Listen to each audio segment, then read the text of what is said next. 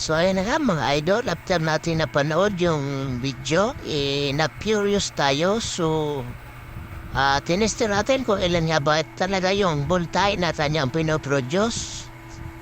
So ayan, pagmasdan natin mabuti. Yan. Umabot siya guys ng 321 volts. So malakas talaga siya.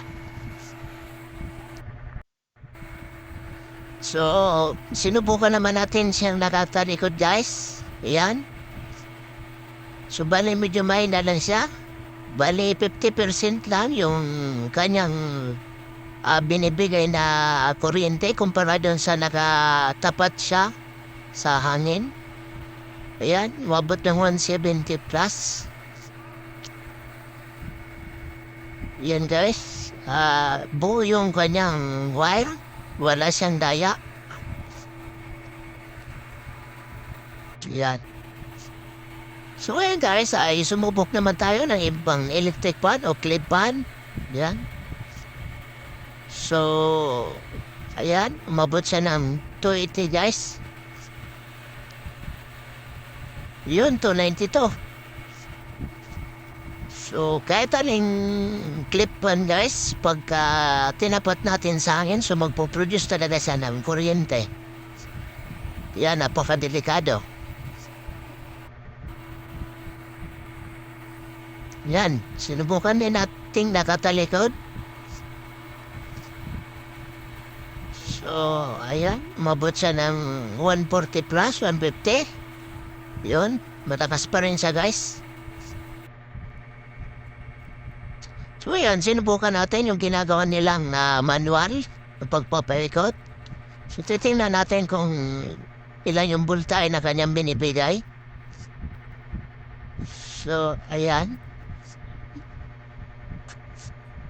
Nakapaayon siya guys, kaya medyo mahina yung kuryenteng binibigay. Ngayon, subukan natin na naka-reverse siya. Yun.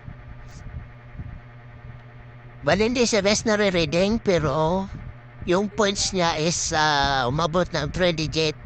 So, malakas nga siya guys, pero saglit na lang talaga yun.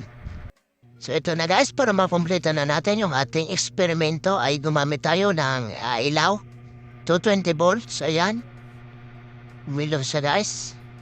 So hindi lang natin nilapit yung clip fan doon sa blower dahil sobrang lakas ng hangin niya. So malakas din yung kanyang voltage. Baka pumutok yung ating ilaw. Kaya ganyan lang yung distansya natin. So ayan guys, talagang malakas yung kanyang kuryente. Napakadelikadong paglaruan.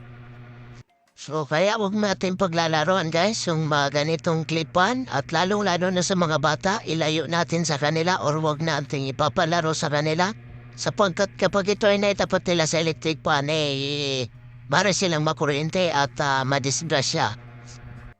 So ingat na lang tayo guys sa paggamit ng clip fan na ito. And sana makatulong sa inyo guys. And please share this video para maging aware naman yung ibang mga di pa nakakalam. So maraming salamat guys. Bye-bye.